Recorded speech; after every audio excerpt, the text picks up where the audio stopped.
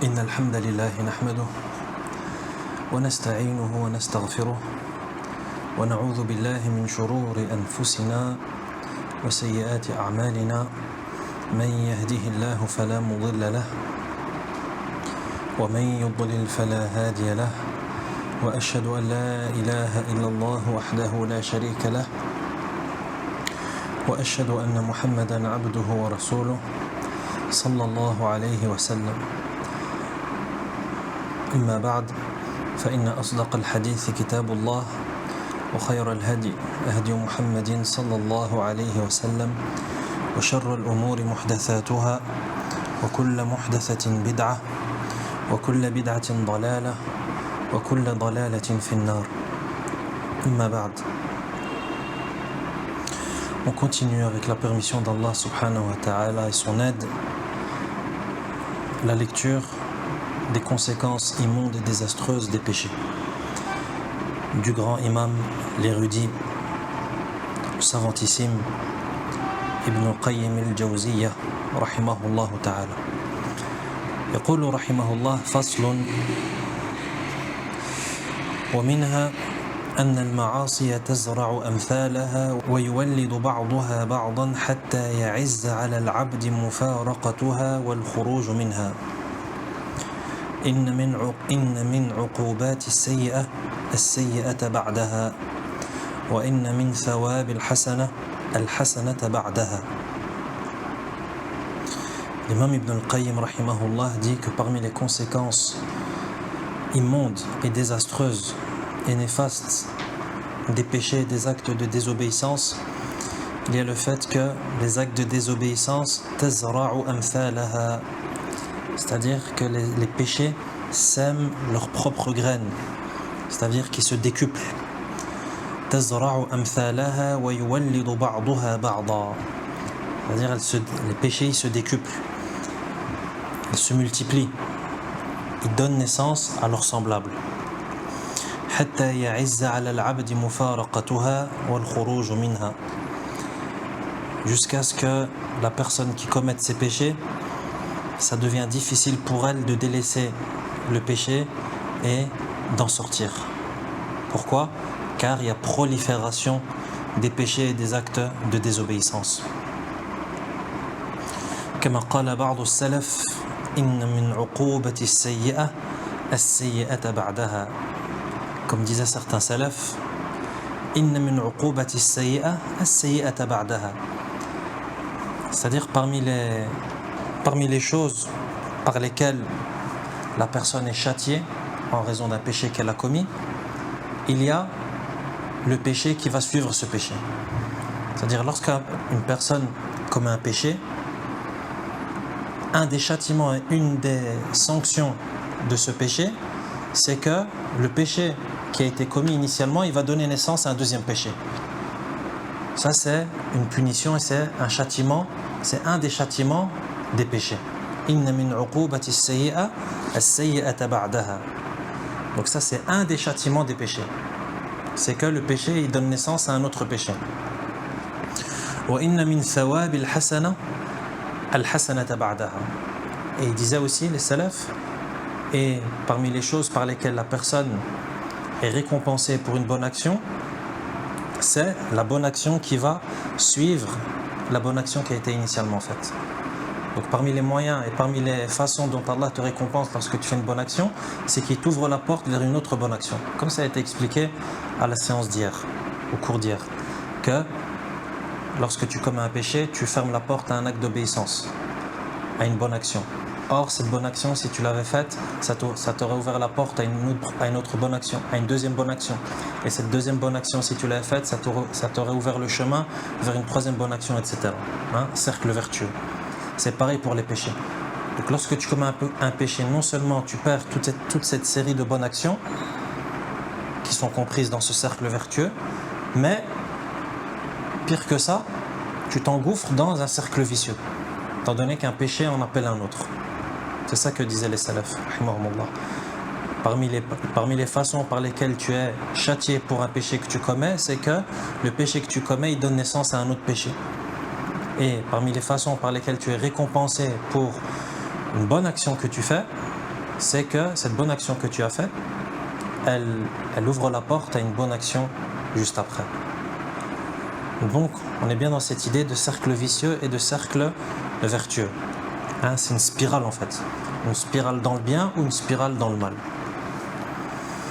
فالعبد إذا عمل حسنة قالت أخرى إلى جانبها اعملني أيضا فإذا عملها قالت الثانية كذلك وهلم جرا فتضاعف الربح وتزايدت الحسنات. L'imam Ibn al-Qayyim rahimahullah dit que donc lorsque le serviteur accomplit une bonne action, il y a une autre bonne action qui vient à côté et qui dit i'milni aydan.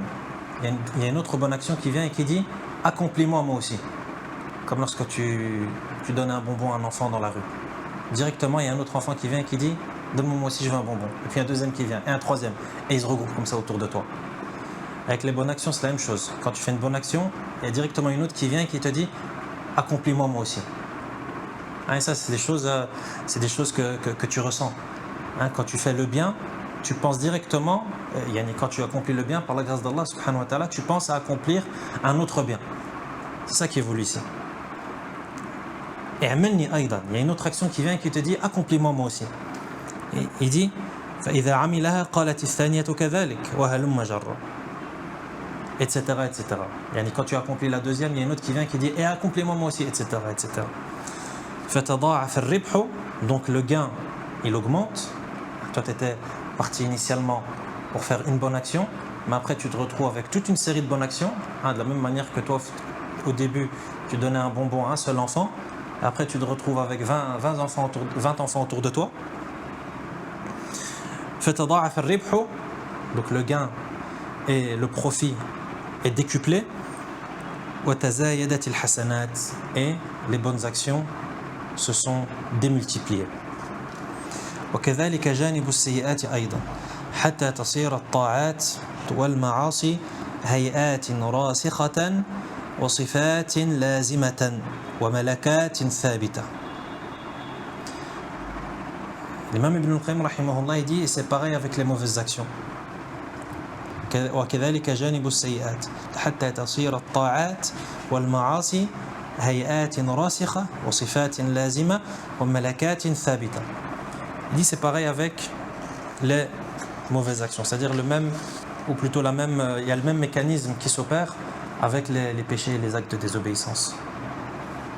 Il dit, et cela jusqu'à ce que les bonnes et les mauvaises actions deviennent hay'atin rasikha, c'est-à-dire des qualités intrinsèques et des habitudes ancrées, des aptitudes permanentes.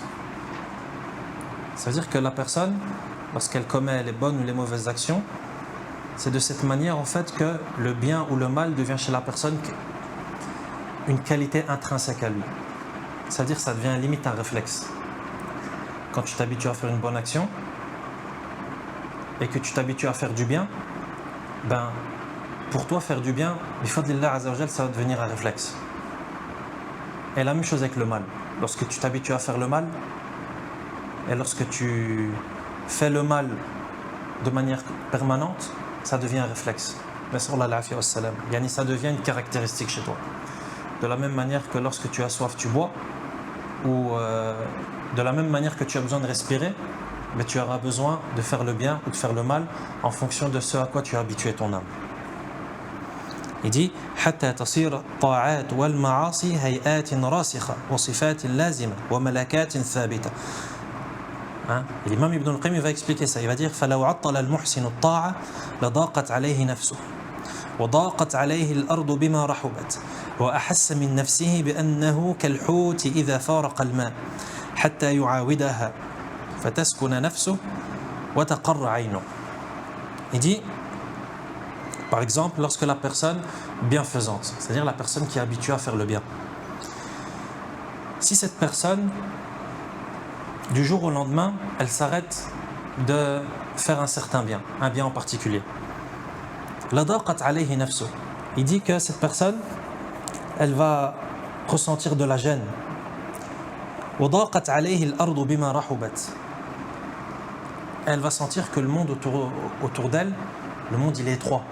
ضاقت عليه الأرض بما رحبت. C'est une expression en arabe. ضاقت عليه الأرض, c'est comme si la terre, elle exerce une pression sur toi, malgré son étendue. C'est comme si tu vivais dans une cage étroite, alors que toi tu vis sur terre et la terre elle est large. ضاقت عليه الأرض بما رحبت. وأحس من نفسه بأنه كالحوت إذا فرق الماء. Et il se sent comme un poisson hors de l'eau.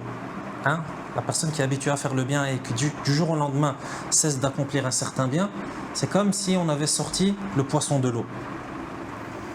حتى يعاودها فتسكن نفسه وتقر عينه. Et il va ressentir cette gêne dans son cœur et ce manque d'apaisement jusqu'à ce qu'il revienne à ce bien.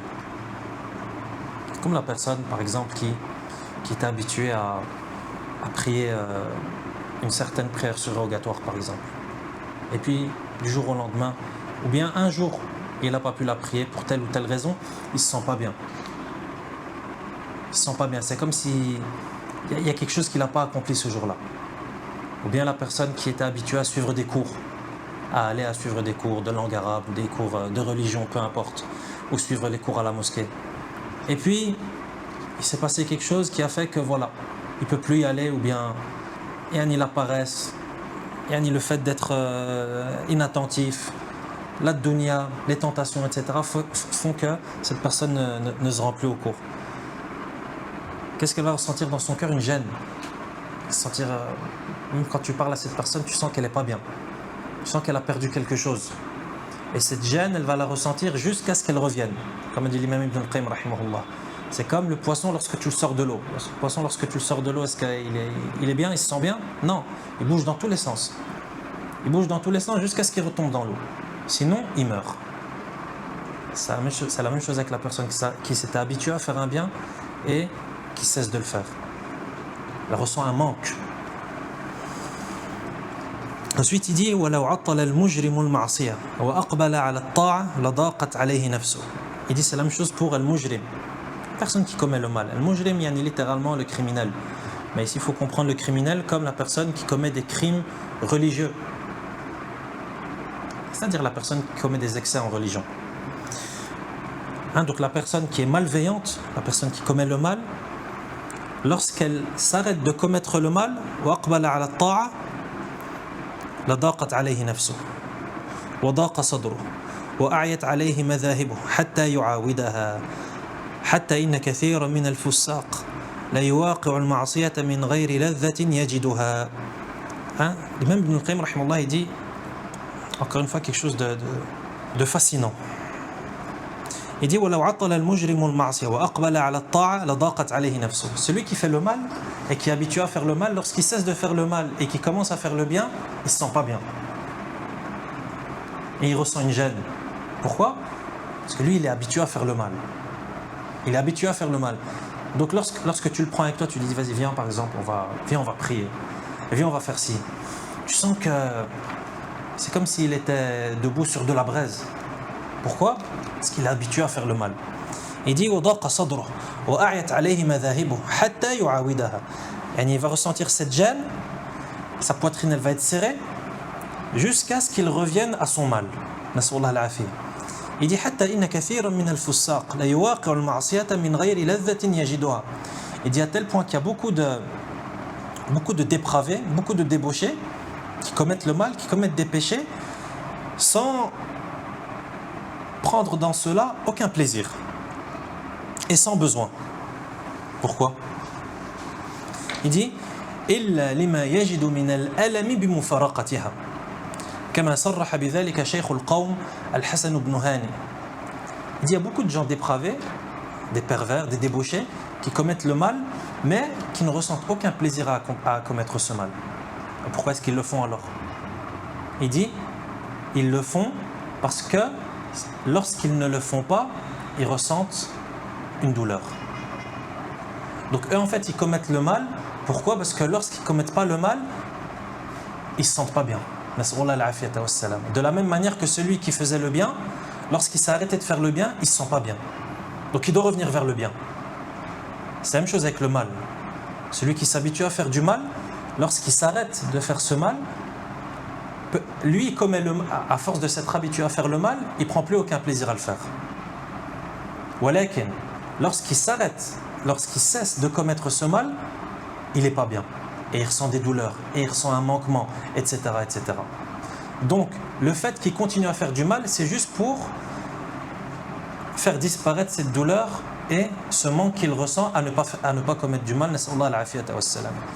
L'imam Ibn al-Qayyim, pour prouver cela, il a apporté quelques vers de poésie de certains poètes qui étaient dépravés aussi et débauchés, qui parlaient de leur consommation d'alcool et qui disaient وَكَأْسٍ شَرِبْتُ عَلَى لَذَّةٍ وَأُخْرَى تَدَاوَيْتُ مِنْهَا بِهَا. Il dit وَكَأْسٍ, et ça c'est un poète qui était connu pour sa débauche. Il s'appelle Al-Hassan ibn Hani. Il était connu sous la kunya de Abu Nawas. Il dit وَكَأْسٍ شَرِبْتُ عَلَى لَذَّةٍ وَأُخْرَى تَدَاوَيْتُ مِنْهَا بِهَا. Il dit j'ai bu un verre par plaisir, pour prendre du plaisir, et un autre verre, je l'ai bu pour me soigner du premier. وَأُخْرَى تَدَاوَيْتُ مِنْهَا بِهَا. نعم. نسأل الله العافية والسلام. Qu'Allah nous préserve de ces choses. Mais ça, c'est des choses qui existent. Par exemple, les gens qui sont dépendants d'alcool ou les gens qui sont dépendants de drogue,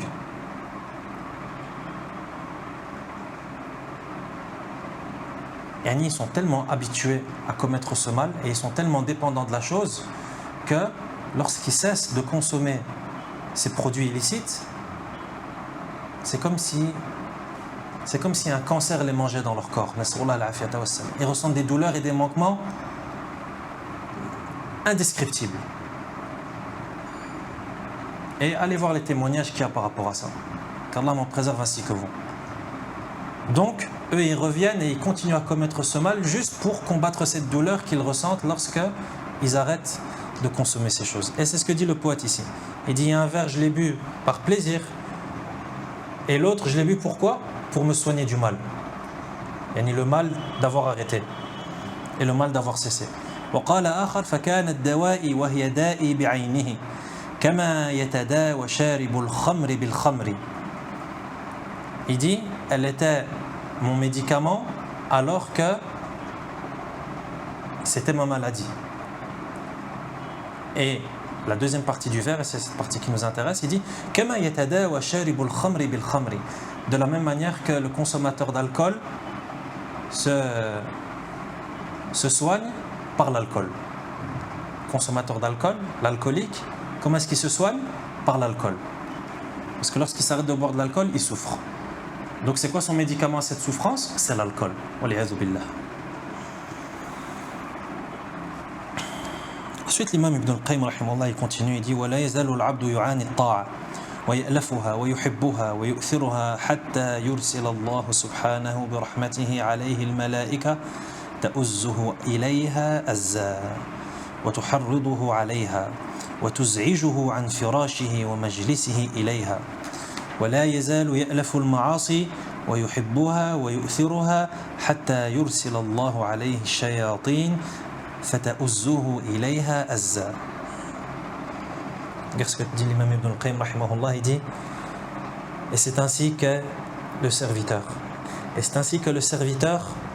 yu'ani ta'a, c'est-à-dire le serviteur il se fatigue à accomplir des actes d'obéissance wa ya'lafuha, jusqu'à ce que ces actes d'obéissance deviennent pour lui une habitude, wa yuhibbuha, jusqu'à ce qu'il les aime, wa yu'thiruha, jusqu'à ce qu'il préfère ses actes d'obéissance à tout.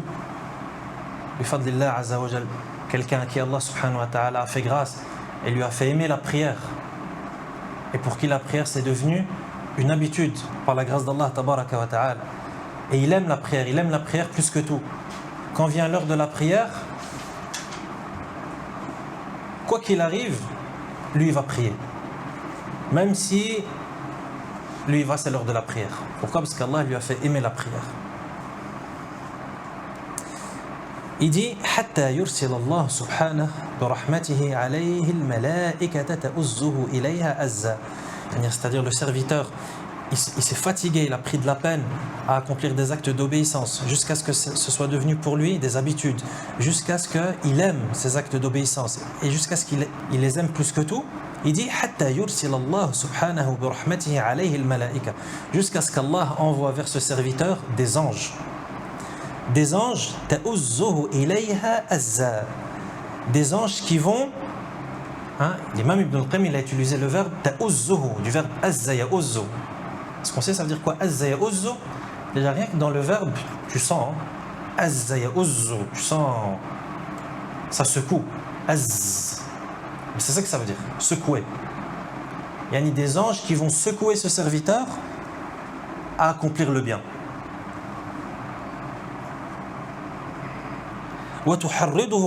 Et qui vont l'encourager, le motiver à accomplir le bien. Des anges qui vont des anges qui vont le secouer dans son lit et là où il est assis pour accomplir le bien. Subhanallah.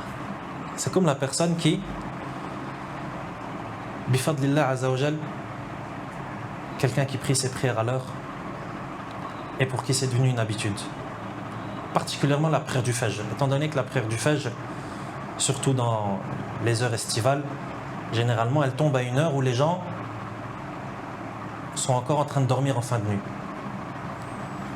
La personne à qui Allah Azza wa Jalla a accordé cette grâce d'être quelqu'un qui est assidu à la prière du Fajr à l'heure, qu'est-ce qui se passe?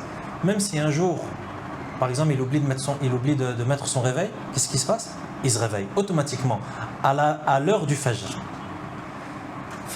Wallahu a'lam, ça peut être expliqué par ce que nous explique ici l'imam Ibn al-Qayyim rahimahullah. Ça peut être expliqué par cela. Allah Azza wa Jalla, l'imam Ibn al-Qayyim rahimahullah, il dit qu'Allah il envoie des anges qui vont secouer la personne à faire le bien. Ou bien par exemple il est assis à faire quelque chose, à discuter avec quelqu'un et puis c'est l'heure de la prière. La personne elle va ressentir en lui une gêne. Pourquoi? Parce qu'il doit aller prier. C'est l'heure de la prière, il va ressentir. Lorsqu'il se sent assis lorsqu'il est assis dans cette assise, il ne se sent pas bien. Pourquoi? Parce qu'il sait que sa place elle n'est plus là, mais sa place elle est à la mosquée, etc. etc.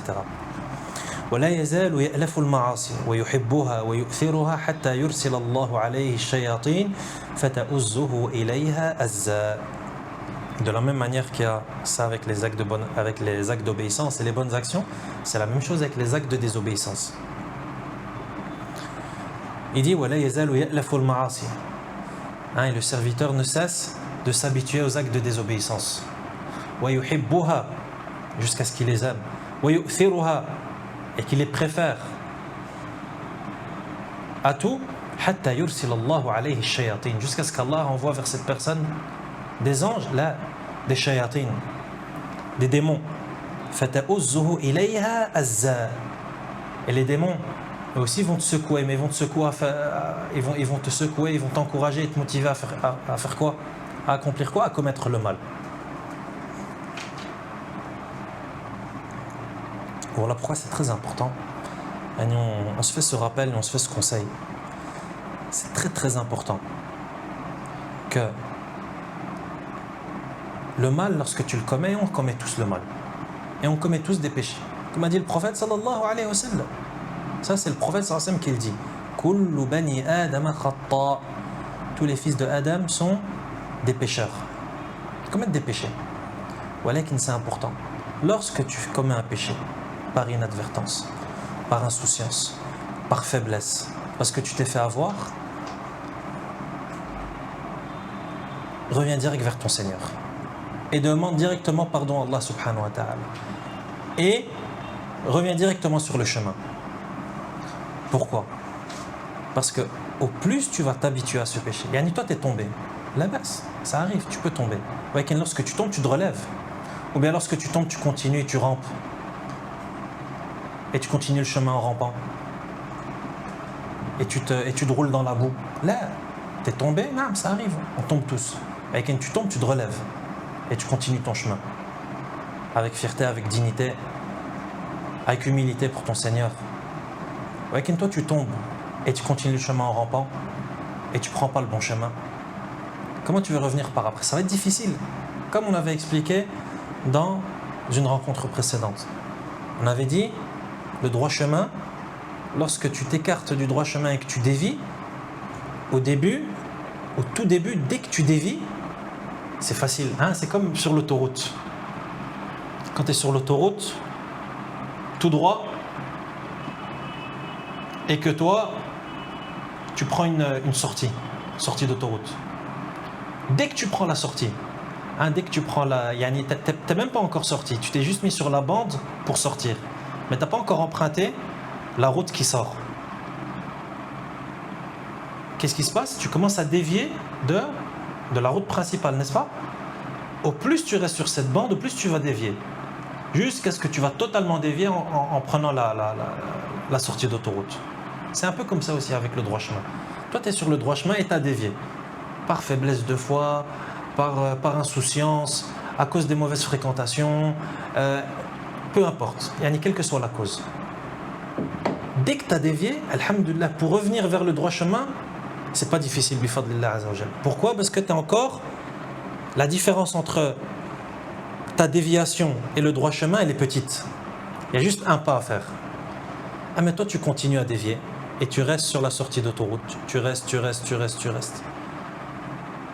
Quelle distance tu vas devoir accomplir pour revenir sur le droit chemin? Au début, tu avais juste un pas à faire. Mais toi, au plus tu as continué, tu t'es aventuré dans le mauvais chemin et tu as dévié, khalas, tu as besoin de faire des kilomètres pour revenir sur le droit chemin. Tu as besoin de fournir des grands efforts pour revenir sur le droit chemin. Là, pourquoi tu te mets dans cette situation? Tu as dévié, là, baisse. Reviens sur le droit chemin. Alhamdulillah, tant que tu es vivant, c'est toujours possible, bifadlillah azza wa jalla. Walakin, tu dois choisir la facilité pour toi. Ou bien tu prends le risque d'aller très très loin. Et qui te dit que lorsque tu vas aller très très loin, tu vas pouvoir revenir? Il y en a beaucoup, ils disent cela. Hein, comme on entend. Ah, mais quand je serai grand, quand je vais vieillir. Et emprunte le chemin d'Allah subhanahu wa ta'ala. Crains ton Seigneur. Soumets-toi à Allah subhanahu wa ta'ala. Pratique ta religion. Ah, je suis encore jeune. J'ai que 20 ans. Quand je vais grandir, hein, quand je vais vieillir, je vais faire le hajj. Qui t'a dit que tu vas vieillir déjà, premièrement, de base? Et deuxièmement, même si Allah t'accorde la vie, qui t'a dit que lorsque tu auras atteint cet âge-là, tu auras atteint une distance de déviation et d'égarement telle que c'est quasi impossible de revenir vers le droit chemin? Qui t'a dit? Qui t'a dit que tu ne vas pas quitter la religion? À force de s'égarer, tu prends le risque de quitter la religion. Parce que le shaitan, pourquoi est-ce qu'il t'égare? C'est juste pour que tu fasses des péchés et voilà, c'est terminé. Là, lui, il sait où il va avec toi. Lui, il sait que pour te faire sortir de la religion, étant donné que c'est ça son but, pour te faire sortir de la religion, il sait qu'il doit te faire passer par des étapes intermédiaires. D'abord, tu dois délaisser ça, après tu dois faire cela, et après tu vas délaisser cela, et après tu fais cela. Hein? Comme Ibn al-Jawzi, rahimahullah, l'explique très très bien dans son livre Talbis ou Iblis, les ruses de Satan. Comment est-ce qu'il égare les gens petit à petit? D'abord un regard, ensuite une parole, ensuite un rendez-vous, ensuite, jusqu'à ce que la personne, elle apostasie, wal'iyadhu billah. Enfin, toi, tu as dévié un tout petit peu. Non, alhamdoulilah, c'est facile de reprendre. Reprends directement. Ah, mais tu continues, tu t'aventures et tu sombres dans les profondeurs de l'égarement et de la déviation. Qu'Allah nous en préserve. Donc, celui qui s'habitue à commettre des actes de désobéissance jusqu'à ce que ça devienne pour lui des habitudes, Allah Azza wa Jalla lui envoie des shayatines, des démons qui vont le secouer. Il y a tel mal à faire, pourquoi est-ce que tu y vas pas? Il y a tel péché à commettre, vas-y. Yani wal'iyadhu billah, il est motivé à commettre le mal. فالأول قوى جند الطاعة بالمدد فصاروا من أكبر أعوانه وهذا قوى جند المعصية بالمدد فكانوا أعوانا عليه. Donc le premier, c'est-à-dire celui qui qui est habitué à faire le bien, à accomplir le bien, qu'est-ce qu'il a fait? Il a renforcé un qawwa jund at-ta'ati bil madad, c'est-à-dire c'est comme s'il avait envoyé des renforts à ses actes d'obéissance. Qawwa jund at-ta'ati bil madad fasaru min akbari a'wanih. Quant au deuxième, qu'est-ce qu'il a fait? Il a aussi reçu des renforts, mais dans le mal. C'est-à-dire le premier, celui qui faisait le bien, il a reçu des renforts. Yani, à force de s'être habitué à faire le bien, Allah il lui envoie des renforts dans le bien, des troupes qui viennent le renforcer. Il parle des anges, l'imam Ibn al-Qayyim rahimahullah. Les anges ils viennent en renfort pour l'aider, pour le secouer à faire le bien. Et l'autre, c'est quoi les renforts? C'est les shayatines, les démons, pour le motiver à faire le mal. Enfin, on fait attention à ce genre de choses et on garde à l'esprit cette conséquence désastreuse des péchés qui est que chaque péché sème une graine d'un autre péché et chaque péché ouvre la porte à un autre péché, de la même manière que chaque acte d'obéissance ouvre la porte à un autre acte d'obéissance. Il y a un exemple, toi, par exemple tu vas prier à la mosquée, c'est un acte d'obéissance. Tu vas à la mosquée, ton intention c'est juste d'aller prier, donc un acte d'obéissance, la prière obligatoire. Tu fais tes ablutions, une autre obéissance, une autre bonne action. Tu marches vers la mosquée, un autre acte d'obéissance. Tu arrives à la mosquée, tu rentres par le pied droit, un autre acte d'obéissance. Tu dis l'invocation pour entrer à la mosquée, un autre acte d'obéissance. Quand tu arrives à la mosquée, tu pries les 2 prières de salutation, un autre acte d'obéissance. C'est pas encore l'adhan, tu fais des invocations jusqu'à ce que ce soit l'heure de prier, un autre acte d'obéissance. Après avoir accompli la prière, tu fais les invocations de fin de prière, un autre acte d'obéissance. Yani, regarde comment est-ce qu'un acte d'obéissance a ouvert la porte à des dizaines, voire des centaines d'actes d'obéissance, et seul Allah subhanahu wa ta'ala peut les recenser. On imagine? De la même manière, celui qui se dirige pour aller faire du mal, celui qui va pour commettre un péché, et on essaie de recenser tous les péchés qui sont commis avant, après, etc. نسأل الله العافية والسلام. فصل ومنها وهو أخوفها على العبد أنها تضعف القلب عن إرادته فتقوى إرادة المعصية وتضعف إرادة التوبة شيئا فشيئا إلى أن تنسلخ من قلبه إرادة التوبة بالكلية فلو مات نصفه لما تاب إلى الله فيأتي من الاستغفار وتوبة الكذابين باللسان بشيء كثير وقلبه معقود بالمعصية مصر عليها عازم على مواقعتها متى أمكنه وهذا من أعظم الأمراض وأقربها إلى الهلاك. Et parmi les conséquences désastreuses des péchés, il y a le fait que les péchés, une de ces conséquences les plus graves, et l'imam Ibn al-Qayyim rahimahullah dit wa min akhwafiha ala al-abd, yani une des choses qui est le plus à craindre lorsque le serviteur commet des péchés, c'est que les péchés tud'ifu al-qalb an iradatih, c'est que le péché il affaiblit la volonté du cœur. Qu'est-ce que ça signifie? Il affaiblit la volonté du cœur. Il va l'expliquer. Il dit fataqwa iradatul ma'siyah wa tad'ufu iradatu at-tawbati shay'an fa shay'a. Nas'allahu an yusallim. Il dit que les péchés, parmi leurs conséquences funestes, c'est que le péché, il va faire grandir chez le serviteur la volonté de commettre des actes de désobéissance. Et il va également affaiblir la volonté de se repentir, petit à petit. Ça veut dire lorsque tu commets un péché, il va se passer 2 choses dans ton cœur. Ce péché, il va faire que tu auras envie de commettre d'autres péchés, l'envie, tu seras tenté, tu auras envie, tu auras une volonté,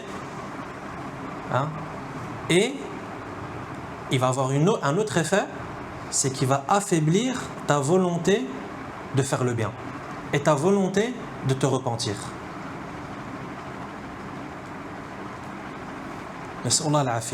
Il dit, et ça c'est progressif.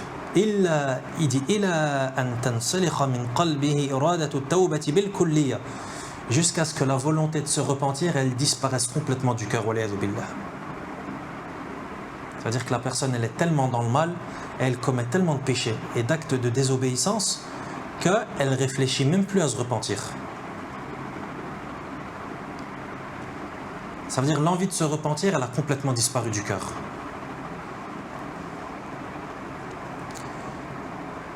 Et c'est comme si toi tu étais malade, mais tu es malade, tu as envie de guérir, tu as envie de te soigner. Mais là il te dit en fait, là cette maladie dont tu souffres, si tu ne te soignes pas, et si tu ne prends pas le bon remède, et si tu ne la traites pas, cette maladie elle va faire en sorte que tu n'auras plus envie de te soigner. Et imagine. Et la personne elle souffre d'une maladie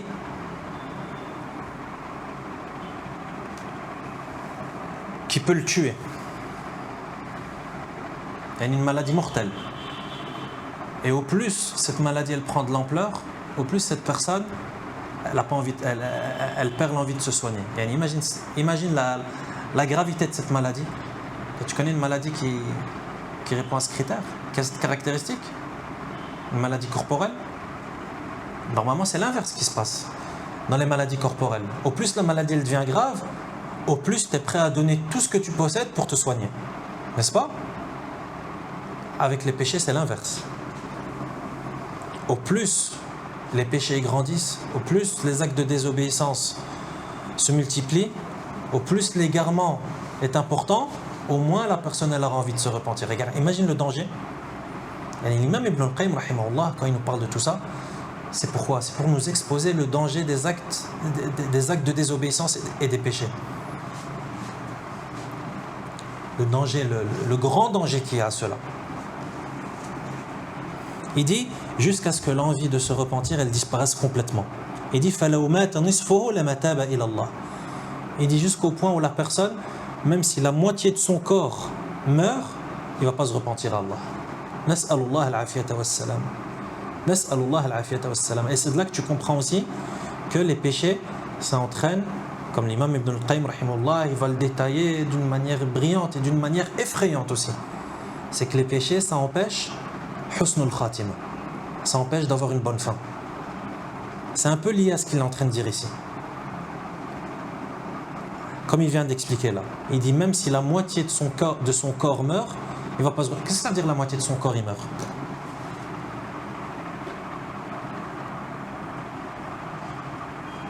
Son âme est en train de sortir.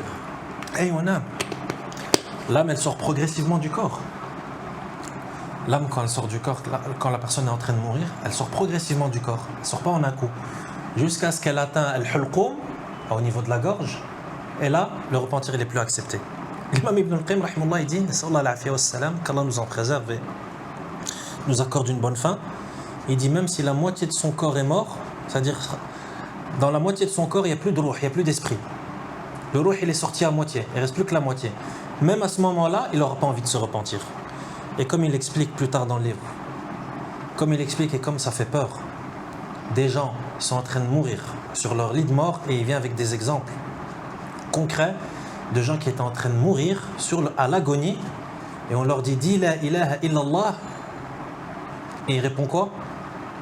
Il répond le jardin là, faites ceci dans le jardin.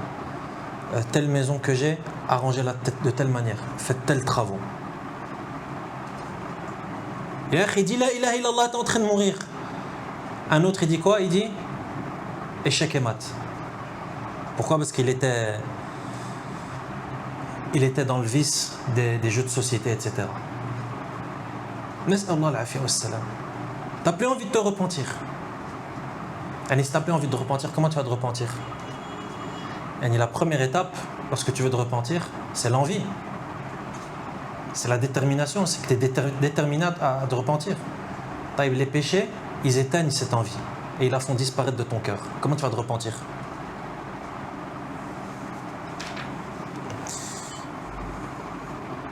il dit فيأتي من الاستغفار وتوبة الكذابين باللسان بشيء كثير. Et donc cette personne dont l'envie de se repentir a disparu, nas'allah al-afiya, il dit فيأتي من الاستغفار وتوبة الكذابين باللسان بشيء كثير. Cette personne elle demande pardon et elle se repent juste avec sa langue de manière abondante. Mais Ibn al-Qayyim il a appelé ça tawbatul kadhabin, c'est-à-dire le repentir des menteurs, de ceux qui mentent. Al-kadhabin, ça veut dire il se repentit mais juste avec sa langue. Et il demande pardon mais juste avec sa langue. Mais le cœur il n'y est pas. Pourquoi? Parce que l'envie elle a disparu du cœur et la volonté a disparu du cœur et elle s'est éteinte. وَقَلْبُهُ مَعْقُودٌ بِالْمَعْصِيَةِ, alors que son cœur il est prisonnier du péché. مُصِرٌ عَلَيْهَا, son cœur il est مُصِرٌ بِالْمَعْصِيَةِ, c'est-à-dire qu'il persiste, il est dépendant du péché. عَازِمٌ عَلَى مُوَاقَعَتِهَا مَتَى أَمْكَنَتْ, et le cœur il n'est pas déterminé à accomplir le bien, mais il est déterminé à accomplir le péché dès que l'occasion se présente. وهذا من أعظم الأمراض وأقربها إلى الهلاك, et il conclut et dit que ça fait partie des maladies les plus graves et des maladies qui sont plus à même de causer la perte et l'anéantissement du serviteur. فصل ومنها أنه ينسلخ من القلب استقباحها فتصير له عادة فلا يستقبح من نفسه رؤية الناس له ولا كلامهم فيه. L'imam Ibn al-Qayyim rahimahullah dit que parmi les conséquences désastreuses du péché, il y a le fait que le péché va avoir pour conséquence que le cœur ne ressent plus de répulsion pour le péché. Le cœur ne ressent plus de répulsion, c'est-à-dire que le cœur il ne considère plus le péché comme étant quelque chose de laid. فتصير له عادة, si bien que le péché devient pour lui une habitude. فلا يستقبح من نفسه رؤية الناس له, si bien que la personne qui commet le péché, il va même plus être gêné à l'idée que les autres puissent le voir ou parler sur lui en mal. Ça aussi tu remarques. Par exemple, la personne qui est éprouvée et qui commet la cigarette, par exemple, qui fume la cigarette. La personne qui fume la cigarette, au début, lorsqu'elle commence à fumer la cigarette, qu'est-ce qu'elle fait? Elle se cache. Pourquoi? Parce que ce péché, il est nouveau pour elle. Donc ça veut dire que dans son cœur, c'est encore laid. Donc qu'est-ce qu'il fait? Il se cache. Et il a peur que les gens le voient et parlent mal de lui, etc. Avec le temps, qu'est-ce qui va se passer? Petit à petit, il va commencer à fumer devant les gens, jusqu'à ce que ça devienne une habitude. Comment est-ce qu'on explique cela? Par ce que nous cite ici l'imam Ibn al-Qayyim rahimahullah. C'est qu'une des conséquences du péché, au début, lorsqu'elle fumait la cigarette, au début, il se cachait.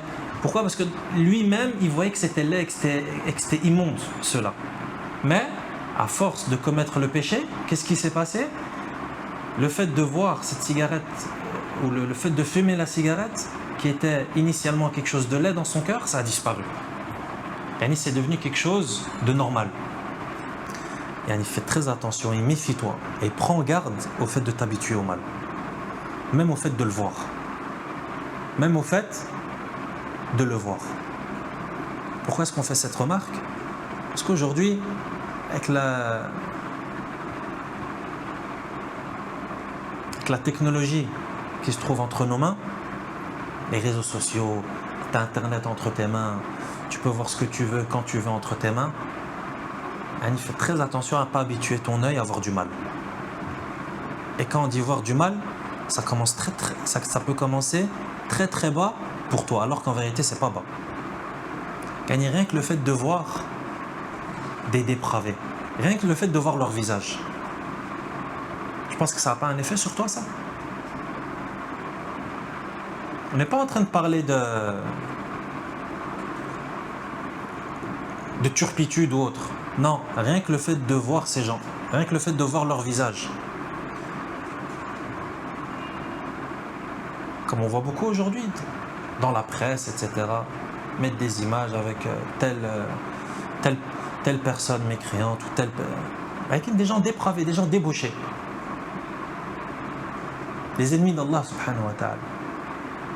Des gens qui appellent à la débauche. Des chanteurs, peu importe. Rien que le fait de voir ces gens, ça a un effet sur toi. Crois pas que ça n'a pas un effet. Annie ne te dit pas non, mais c'est pas grave. Annie, juste. Je regarde juste s'il a changé de coiffure, c'est pas grave.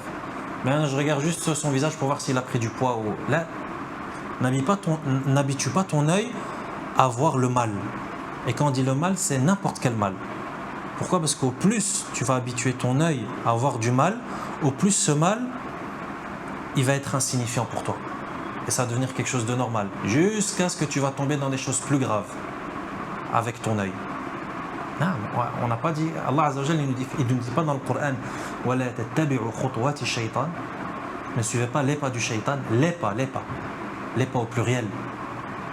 Le shaitan, il n'a pas un pas. Les pas. D'abord, il te fait tomber là, et puis ce pas, et puis ce pas, et puis ce pas, et puis ce pas, jusqu'à ce que tu te retrouves dans des choses incroyables. Et tu te poses la question, comment est-ce que je me suis retrouvé là-dedans, moi ? An'am. Parce que regarde, lui, par quelle porte il est rentré. Une porte, toi, tu faisais même pas attention. Il t'a laissé rentrer l'ennemi dans ta maison, il t'aurait même pas dû le laisser rentrer. Lui, quand il a sonné à ta porte, tu aurais dû le claquer la porte au nez. Avec toi, tu l'as laissé rentrer, pourquoi ? Parce qu'il est venu sous une belle apparence. Et c'était quelque chose, c'est pas grave, là, c'est pas grave, viens, rentre. Tiens, tu veux boire quoi, du thé ou du café ? Combien de sucre ? Avec du lait ou ça ? Khalas. Parlez. Discutez. Tu vas voir où il va t'amener. Là, laisse pas rentrer chez toi à la maison. Comme l'imam Ibn al-Qayyim, rahimahullah, il va en parler. Comme il en parle dans son livre. Al-Khatarat, c'est-à-dire les idées. Quand tu as une mauvaise idée qui passe par ta tête, fais très attention à ce que cette idée, tu ne la fais pas rentrer chez toi à la maison. Fais très attention à ne pas la faire rentrer chez toi à la maison. Parce que les mauvaises idées, ça tourne chez tout le monde et dans l'esprit de tout le monde. Les insufflations sataniques. Vous voyez que la mauvaise idée, lorsqu'elle passe devant toi, tu lui dis salam alaikum et tu la laisses passer.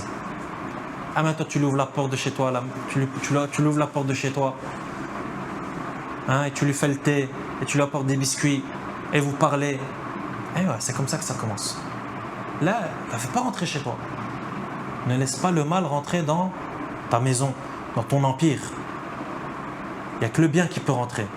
Tout ce qui est mal, tout ce qui est suspect, tout ce qui ne te rapproche pas d'Allah subhanahu wa ta'ala, ignore-le. Comme si c'était un fou qui te parlait. Et toi, un fou qui te parle dans la rue, est-ce que tu l'écoutes ? Un fou qui te suit dans la rue et qui te dit des choses. Est-ce que tu dis, regarde ce qu'il m'a dit. Il m'a dit que j'avais une trompe d'éléphant. Il m'a dit que j'ai une trompe d'éléphant. Attends, je vais aller voir dans le miroir. Et c'est un fou qui te parle. Et tu fais même pas. Et tu l'ignores, Aslan. Pourquoi ? Parce que si tu lui parles, tu sais qu'il va te retourner ton cerveau. Et après, tu vas dire, je parle au fou, quoi, moi. Même les gens, ils vont dire, mais t'es un fou, pourquoi tu parles au fou ? C'est pas comme ça que les gens, ils agissent. Les fous, ils les ignorent. C'est des fous. Qu'Allah les guérisse. C'est la même chose avec ce genre de choses. Donc, on fait très attention. Le mal, on le coupe à la racine. Parce que si tu le coupes pas à la racine, t'as la graine. Et la graine, elle grandit. Jusqu'à ce que tu te retrouves face à des arbres. Allah al-Musta'an.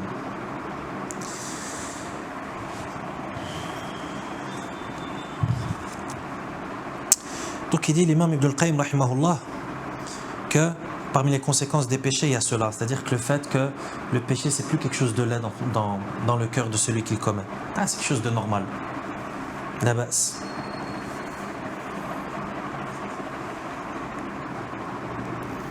Comme on parlait hier de la musique par exemple.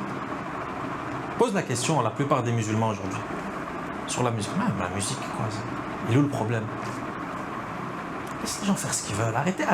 Arrêtez de mettre la pression aux gens. Laissez les gens vivre leur vie. Les droits des hommes, etc. Et quand il écoute de la musique, il fait du mal à quelqu'un ? fait du mal à quelqu'un, non, il fait du mal à soi-même. Il fait du mal à soi-même, il fait du mal à la société aussi. Pourquoi? Parce que comme on a vu, les péchés, ça a même un effet sur ton entourage. Et le fait de ne pas ordonner le bien et de ne pas condamner le mal, qu'est-ce que ça provoque au final? Châtiment général. Enfin, naam, il fait du mal à la société. Et il fait du mal à tout le monde. Et moi, si je dis rien, je fais du mal à la société. Et je fais du mal à tout le monde. Enfin, que personne ne soit dans la gêne lorsque quelqu'un lui fait un rappel. Donc, bien entendu, lorsqu'on fait le conseil et qu'on fait le rappel, on les fait dans les règles de l'art. Bien entendu, ça, il n'y a pas de doute sur ça. Et ça, c'est une obligation. Walakin, les gens ne doivent pas s'étonner et personne ne peut dire quelque chose lorsque les musulmans font des rappels à l'ordre. Pourquoi? Parce que lorsque les musulmans se font des rappels à l'ordre les uns aux autres, ils sont en train de sauver le bateau.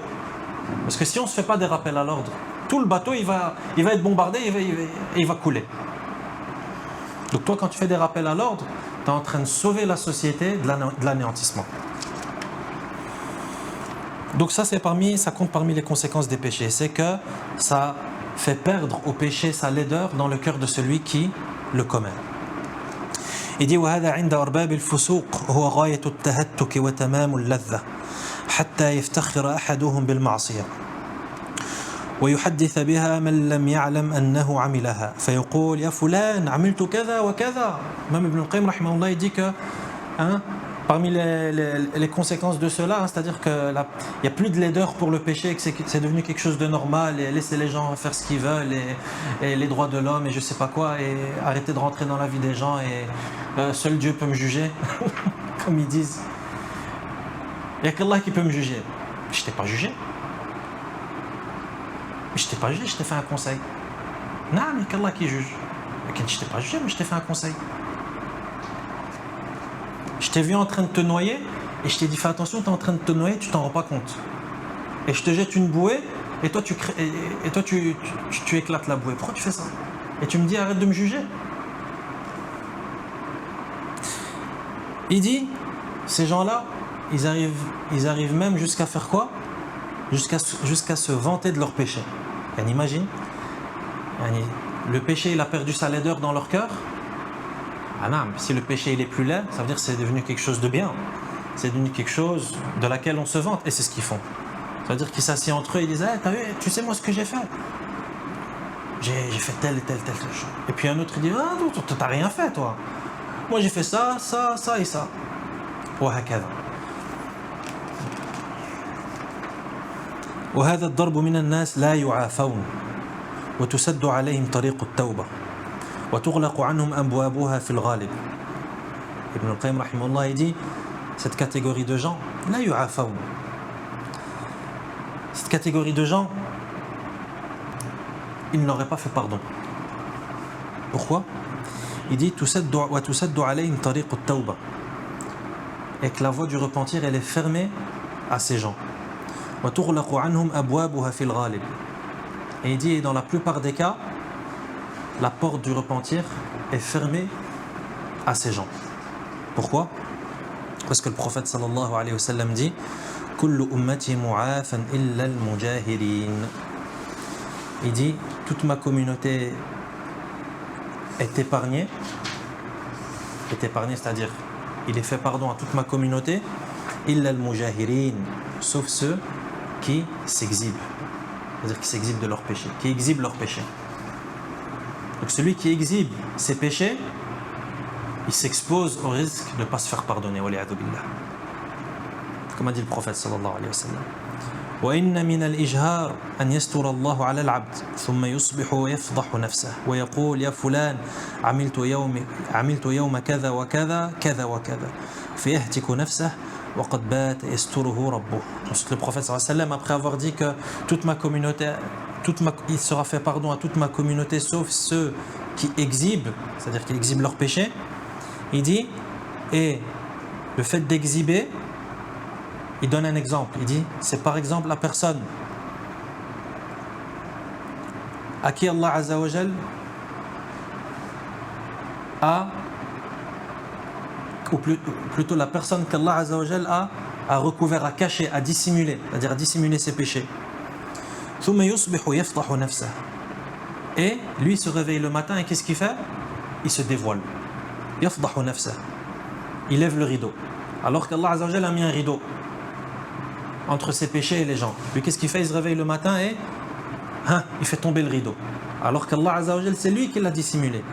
ويقول يا فلان عملت يوم كذا وكذا كذا وكذا. Et il dit à un tel, un tel jour j'ai fait telle chose. فيهتك نفسه وقد بات يستره ربه. Il dit, il se dévoile alors que son Seigneur l'avait caché. Il t'a fait du mal. Allah Azza wa Jalla t'a caché. Il t'a dissimulé.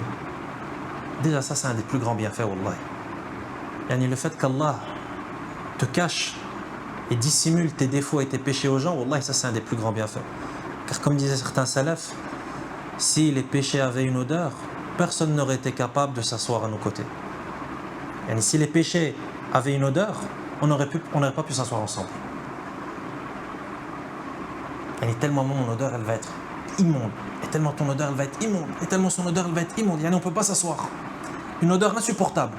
Allah Azza wa Jalla, il a fait que les péchés n'ont pas d'odeur, donc on peut s'asseoir. S'ils avaient une odeur, ça aurait été différent. Donc toi tu as commis le péché. Allah il a caché ce péché. Il aurait très bien pu te dévoiler. Qu'Allah nous épargne du dévoilement. Donc Allah il te cache et toi tu te dévoiles. Et ça c'est le comble.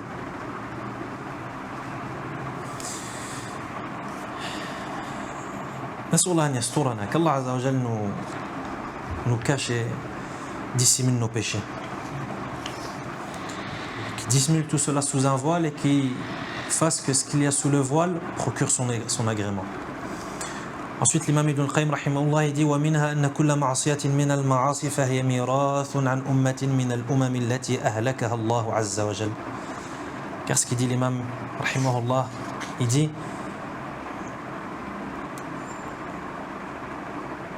que parmi les conséquences funestes des péchés, il y a le fait que chaque acte de désobéissance, c'est une désobéissance, c'est un héritage d'une des communautés, d'un des peuples qui a été anéanti par Allah. Chaque désobéissance, chaque péché, c'est un héritage des peuples qui ont été anéantis. Il dit فَاللُّوطِيَّةُ مِيرَاثٌ عَنْ قَوْمِ لُوطٍ. L'homosexualité, comme c'est un péché qui est très d'actualité aujourd'hui. L'homosexualité, c'est un héritage du peuple de Lot. وأخذ الحق بالزائد ودفعه بالناقص ميراث عن قوم شعيب. Il dit, et le fait de prendre plus que son dû et en donner moins, choses qui sont également courantes aujourd'hui, il dit ça c'est un héritage du peuple de Shu'aib alayhi salam. Il dit والعلو في الأرض والفساد ميراث عن فرعون وقومه. Et le fait de chercher la grandeur sur terre, le fait de chercher à être le plus grand, être le plus fort, être le plus puissant. العلو في الأرض والفساد, le fait de corrompre, c'est-à-dire de semer la corruption sur terre, ça c'est un héritage du peuple de Pharaon et de son peuple. Il dit والتكبر والتجبر ميراث عن قوم هود.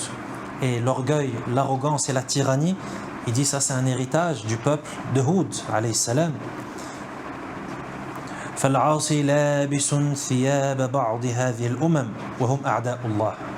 Il dit donc le pécheur il porte un des vêtements de ces peuples qui ont été anéantis par Allah Azza wa Jal, qui sont les ennemis d'Allah. Donc faites très attention à ne pas porter des vêtements des ennemis d'Allah subhanahu wa ta'ala. Ensuite, il mentionne une parole de Malik ibn Dinar. Il dit وقد روى عبد الله بن أحمد في كتاب الزهد لأبيه عن مالك بن دينار قال أوحى الله إلى نبي من أنبياء بني إسرائيل أن قل لقومك لا تدخلوا مداخل أعدائي ولا تلبسوا ملابس أعدائي ولا تركبوا مراكب أعدائي ولا تطعموا مطاعم أعدائي فتكونوا أعدائي كما هم أعدائي. Malik ibn Dinar, comme cela est rapporté de Abdullah ibn Ahmed dans Kitab al-Zuhd, qui rapporte cela de son père, c'est-à-dire l'imam Ahmed, qui rapporte cela de Malik ibn Dinar, qui dit: Allah a révélé un des prophètes des enfants d'Israël. Donc encore une fois, comme on a dit, lorsque tu vois un texte qui commence comme cela et qui est rapporté par des compagnons ou des générations d'après, on a dit ça fait partie des Israéliyat. Ça veut dire de ce que cette personne a appris des sciences anciennes, des sciences du livre anciennes, c'est-à-dire qui sont anciennes au Coran. Dis à ton peuple de ne pas entrer dans les maisons de mes ennemis, de ne pas porter les habits de mes ennemis. C'est de là que l'imam Ibn al-Qayyim rahimahullah a dit sa phrase. Donc ne porte pas un des vêtements des ennemis d'Allah. Il dit de ne pas porter les vêtements de mes ennemis, de ne pas chevaucher les montures de mes ennemis, de ne pas manger la nourriture de mes ennemis, sinon vous seriez mes ennemis comme ils sont mes ennemis. Et ensuite l'imam Ibn al-Qayyim rahimahullah mentionne un hadith qui est authentique du prophète sallallahu alayhi wa sallam et qui est recueilli par Ahmed, hadith d'Abdullah ibn Umar radiyallahu anhuma, qui dit que le messager d'Allah sallallahu alayhi wa sallam dit: bu'ithtu bis-sayfi bayna yaday as-sa'a hatta yu'bada Allah wahdahu la sharika lah wa ju'ila rizqi tahta dhilli rumhi wa ju'ila adh-dhillatu was-saghar ala man khalafa amri wa man tashabbaha biqawmin fahuwa minhum. Et le hadith est authentique. Le prophète sallallahu alayhi wa sallam dit: j'ai été envoyé par l'épée à l'approche de l'heure pour que l'on adore qu'Allah sans lui donner d'associé. Et on a mis ma subsistance, mon rizq, sous l'ombre de ma lance. Et l'avilissement et la bassesse, c'est-à-dire le fait d'être vil, d'être bas, a été frappé sur quiconque s'oppose à mon ordre. Donc là, c'est une preuve que le fait de désobéir au prophète sallallahu alayhi wa sallam, qu'est-ce que ça apporte? Ça apporte avilissement et ça apporte bassesse, c'est-à-dire humiliation. Le fait de désobéir au prophète sallallahu alayhi wa sallam, ça apporte humiliation. Donc vous, les musulmans, qui cherchez l'hégémonie et qui vous plaignez de l'humiliation, obéissez à votre prophète sallallahu alayhi wa sallam et Allah vous accordera cette hégémonie. Et la fin du hadith, et c'est la partie qui nous intéresse, il dit: et celui qui imite un peuple en fait partie. C'est pour ça que l'imam Ibn al-Qayyim rahimahullah mentionne ce hadith. C'est pour cette partie du hadith. وَمَنْ تَشَبَّهَ بِقَوْمٍ فَهُوَ مِنْهُمْ. Celui qui imite un peuple en fait partie. Pourquoi est-ce qu'il mentionne cela?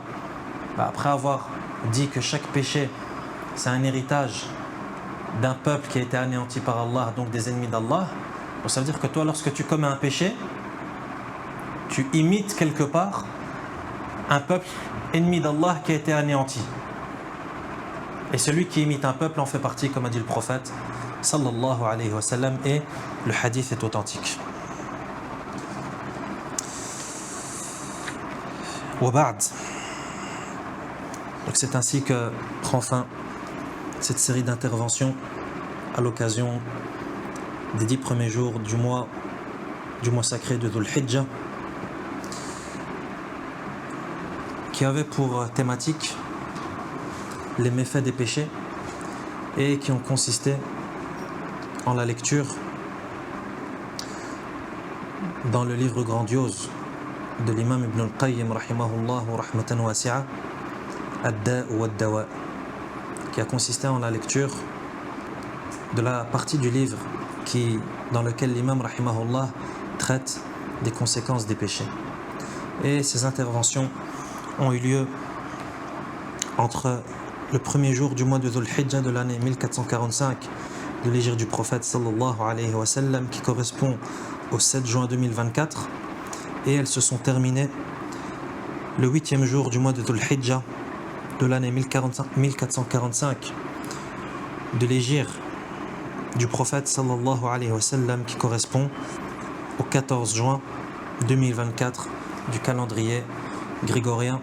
ربنا تقبل منا إنك أنت السميع العليم وتب علينا واغفر لنا وارحمنا إنك أنت الغفور الرحيم وصلى الله تعالى على نبينا محمد وعلى أبويه إبراهيم وإسماعيل وسائر الأنبياء والمرسلين وسلم تسليما كثيرا وآخر دعوانا أن الحمد لله رب العالمين.